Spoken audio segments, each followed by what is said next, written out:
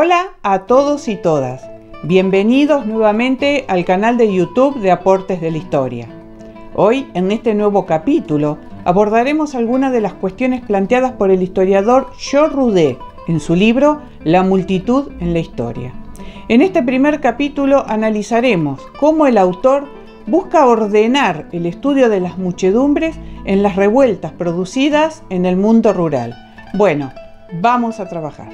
El texto trata el estudio de las protestas y el rol que asumen las muchedumbres como grupos de contacto directo o cara a cara que se dan dentro de las manifestaciones políticas que podemos observar en huelgas, revueltas, rebeliones, insurrecciones y revoluciones. El estudio se limita al arco temporal que va de 1730 a 1850 y espacial en Francia con su revolución política de 1789 e Inglaterra que atraviesa el proceso de la revolución industrial. Estas dos sociedades estaban transformándose. Se cuestionaban las viejas instituciones que las gobernaban. Los cambios que ocurrían en las ciudades y aldeas producto de la revolución industrial. El choque entre los viejos hábitos y las nuevas formas de pensar. Estas rupturas con el orden anterior estaban comenzando. Roudet nos dice que hay que tener en cuenta tres aspectos cuando estudiamos a las muchedumbres. El primero, sus objetivos, seguidos de su conducta o acción y por último, sus creencias. A ellos se suman la dimensión de la muchedumbre, quiénes eran sus promotores, quiénes la componían y quiénes la conducían. Estos interrogantes nos permiten liberarnos de los estereotipos tan comunes cuando nos referimos a esta cuestión. El autor nos señala que la muchedumbre, ante los cambios producidos por la revolución industrial, modifica su forma de actuar ante los nuevos problemas que provoca la naciente sociedad industrial en la geografía urbana, donde el conflicto toma forma de huelga y los obreros pretenden hacerse escuchar en sus reclamos, a las que se suman las reuniones públicas masivas. Estos disturbios también se dan en el mundo rural. Sin embargo, los cambios aquí son vistos como una amenaza por los campesinos, que reaccionan violentamente contra bienes materiales, como cercos, molinos o granjas. Los miedos o temores ante determinadas situaciones son el combustible necesario para el rechazo a los cambios. Veamos algunos ejemplos. Entre 1700 y 1730, los campesinos en Francia enfrentaron innumerables problemas.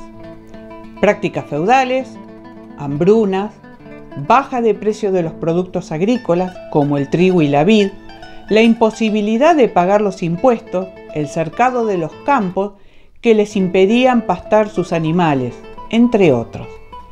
Durante estos años, el mundo rural francés estuvo plagado de las llamadas revueltas del hambre.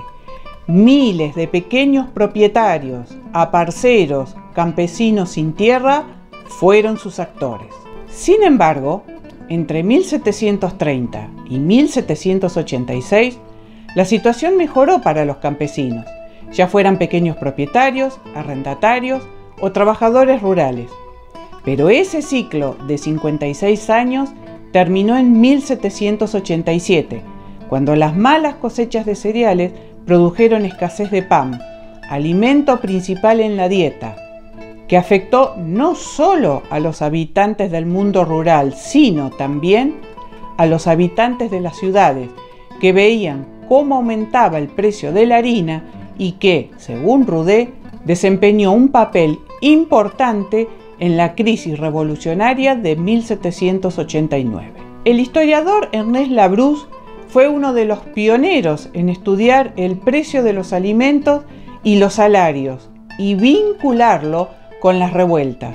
Se preguntaba qué capacidad de consumo tenían, con determinados precios y salarios, los sectores urbanos. En Inglaterra, los campesinos también afrontaban problemas. La figura del señor feudal había desaparecido, siendo reemplazada por el terrateniente, que gobernaba las aldeas que había en su propiedad. En su condición, arrendaba tierras o contrataba campesinos asalariados.